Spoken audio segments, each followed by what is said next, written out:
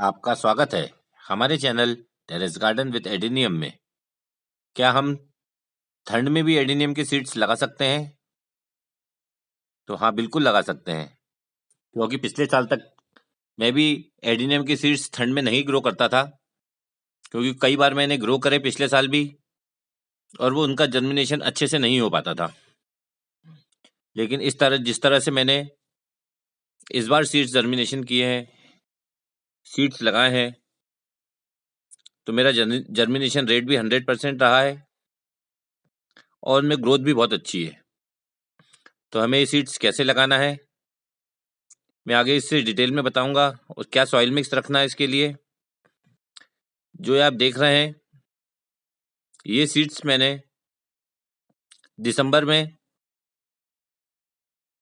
2-3 तारीख को लगाए थे, और 7-8 दिन में इसमें अच्छी ग्रोथ आने लगी थी, और करीब करीब मेरे सभी सीड्स जर्मिनेट हो गए थे। तो इसी तरह से आज भी मैंने कुछ सीड्स लगाए हैं, जिसका पूरा वीडियो मैं आपके साथ शेयर करूंगा। ये मेरे दिसंबर में जो मैंने सीड्स लगाए थे, ये उसका वीडियो दिखा रहा हूं मैं, और इसकी मैं अपडेट भी आपको दिखाऊंगा, किस तरह से मैंने सीड्स लगाए थे। क्योंकि यदि अभी जो विंटर के सीड्स हैं, उन्हें हम यदि 1-2 महीने के लिए रख लेते हैं कि हम उसे गर्मी में लगाएंगे, और ऐसा ही मैंने पिछले साल भी किया था, तो हमारा जर्मिनेशन रेट बहुत कम हो जाता है। तो इसी के लिए मैंने ये सीड्स लगाए थे, और इसमें मुझे बहुत अच्छा रिजल्ट मिला है। तो मैंने आज भी कुछ सीड्स लगाए हैं, जिसका मैं आपको पूरा वीडियो डिटेल में बताऊंगा कि वो सीड्स मैंने कैसे लगाए हैं, और उसे कहाँ रखना है, कैसे रखना है। ये देखिए, 7-8 दिन में उसमें अच्छी से जर्मिनेट हो गए थे, और सीड्स जर्मिनेट होने के बाद हमें उन्हें कहाँ रखना है, कितनी सनलाइट में रखना है, कितना पानी देना है, तो ये मैं आगे वीडियो शुरू करता हूँ।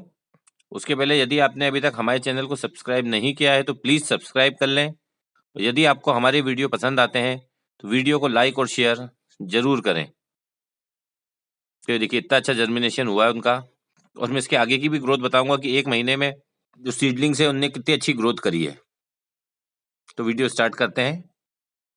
सबसे पहले तो हमें जो सॉइल मिक्स तैयार करना है, उसके अंदर सैंड और कोकोपीट करीब 40% लेनी है, और जो वर्मी कंपोस्ट या पुराना गोबर का खाद, वो 20% लेना है।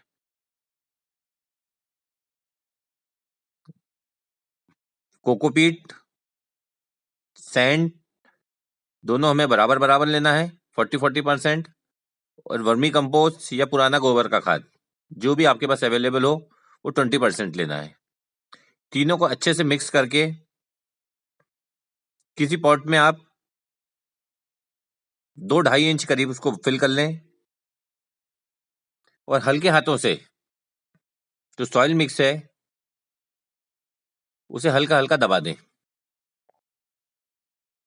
सॉइल मिक्स दबाने के बाद फंगीसाइड के पानी से उसको अच्छे से उसमें वाटरिंग कर दें। अब पॉट हमारा सीड्स लगाने के लिए तैयार है। तो अब सीड हम दूर दूर सीड्स को रख दें। देखिए, जिस तरह से मैं रख रहा हूं, इस तरह से आप सीड्स को अच्छे से जमा लें। यदि आपके पास कम सीड हैं, तो आप ऐसे भी दूर दूर उसको फैला लें। सीड्स थोड़े से ज़्यादा थे मेरे पास, तो मुझे उन्हें 3 पॉट में लगाना पड़ा। और यदि हम सीड्स को जमा के नहीं रखते हैं, तो कुछ सीड पास में और कुछ सीड ज़्यादा दूर हो जाते हैं, जिससे जब सीडलिंग बड़ी होती है, तो कुछ सीड्स जो सीडलिंग्स हैं वो अच्छी ग्रोथ कर जाती हैं और कुछ सीडलिंग छोटी ही रह जाती हैं। और यदि हम बराबर डिस्टेंस पे रखते हैं तो सभी सीडलिंग एक जैसी ग्रोथ करती हैं। तो ये देखिए, इस तरह से हमने सीड्स रखने के बाद ऊपर से जो हमें मिक्सचर डालना है, तो जो भी मैं डाल रहा हूं ये सिर्फ कोकोपीट है। इसमें हमने सैंड या सॉइल या कंपोस्ट कुछ भी मिक्स नहीं करा है, सिर्फ प्लेन कोकोपीट है, जिसे हमें ऊपर सिर्फ उतना डालना है जिससे हमारे सीड्स कवर हो जाएं। इसे हमें बहुत ज़्यादा सीड्स को ज़्यादा नीचे नहीं दबाना है, क्योंकि यदि हम सीड्स ज़्यादा नीचे दबा देते हैं तो हमारा जर्मिनेशन रेट कम हो जाता है। क्योंकि कोकोपीट हल्की होती है तो सीड्स को जर्मिनेशन में कोई प्रॉब्लम नहीं होती है, सीड्स आसानी से जर्मिनेट हो जाते हैं। और यदि हम वहीं सैंड या सॉइल वगैरह यूज़ करते हैं तो वो भारी होते हैं और सीड्स आसानी से नहीं निकल पाते हैं, तो उससे हमारा जो जर्मिनेशन रेट है वो कम हो जाता है। ठीक है, इस तरह से कोकोपीट डालकर हल्के हाथों से हमें कोकोपीट को दबा देना है और ऊपर से हमें ये देखिए फंगिसाइड का जो वाटरिंग में फंगिसाइड मिलाकर हमें ऊपर से अच्छे से वाटरिंग कर देना है।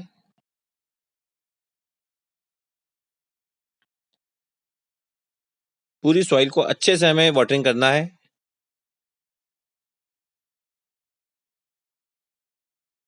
सारे सीड्स हमारे, ये देख लें हम कि सभी सीड्स हमारे अच्छे से कोकोपीट में कवर हैं। यदि वाटरिंग करने से कोई सीड्स हमारा बाहर दिखने लगता है तो हल्का सा कोकोपीट डालकर उसे फिर से सीड्स को अंदर कर दें। अब वाटरिंग करने के बाद हमें इन्हें कहाँ रखना है और कैसे रखना है, क्योंकि इस समय बहुत ज़्यादा ठंड हो रही है। तो यदि हम अपने सीड्स की ट्रे को ऐसे ही रख देते हैं तो उनमें सीड्स अच्छे से जर्मिनेट नहीं हो पाएंगे। तो देखिए, जो भी सीड्स हमारे ऊपर से दिख रहे हैं उन्हें हमें हल्का सा कोकोपीट डाल के अच्छे से कवर कर देना है और ऊपर से फिर से वाटरिंग कर देनी है। उसके बाद पॉट के ऊपर हमें कोई भी ट्रांसपेरेंट शीट वगैरह या पॉलीथीन, इस तरह से देखिए ये ट्रांसपेरेंट पॉलीथीन है जो हमारे पॉली बैग होते हैं, तो उससे हमें इस तरह से रखकर किसी भी प्लास्टिक पॉट से इस तरह से कवर कर देना है।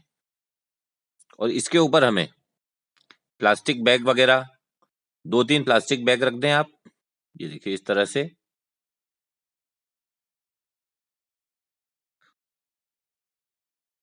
प्लास्टिक बैग से ये नेट वगैरह से, जो ग्रीन नेट होता है, ग्रीन नेट से हमें अच्छे से कवर कर देना चाहिए। तो इस तरह से इसे चारों तरफ से अच्छे से कवर करके जो पॉली बैग है या ग्रीन नेट है इसे अच्छे से दबा दें अपनी साइड से। तो इससे जो हमारे सीड्स का जर्मिनेशन है वो 100% होगा। और इसी तरह से मैंने जो सीड्स दिसंबर में लगाए थे 100% जर्मिनेशन हुआ था, क्योंकि हम सीड्स को ज़्यादा दिन तक रख लेते हैं। एडिनियम के सीड्स को ज़्यादा दिन रखने से उनका जर्मिनेशन कम हो जाता है, जर्मिनेशन रेट कम हो जाता है। तो अब सीड का कवर हमें 5-6 दिन के बाद ही हटाना है, जिससे हमारे सीड्स अच्छे से जर्मिनेट हो पाएंगे। जो मैंने दिसंबर में लगाए थे, इसके बाद मैंने इसमें सॉइल मिक्स डाला है, जो मैं आपको किसी अगले वीडियो में बताऊंगा कि जब सीड्स हमारे 15 दिन के हो जाते हैं तो हमें ऊपर से क्या सॉइल मिक्स डालना चाहिए। और ये बाकी की सीडलिंग्स है, ये कुछ दिन पहले की हैं उनके, जो ठंड होने के कारण मैंने इन्हें रिपोर्ट नहीं किया है, और जब भी मैं इन्हें रिपोर्ट करूंगा मैं इसका वीडियो आपके साथ जरूर शेयर करूंगा। तो इसी तरह आप हमारे साथ बने रहिए। तो ये वीडियो आपको कैसा लगा कमेंट्स करके जरूर बताइएगा। Thank you.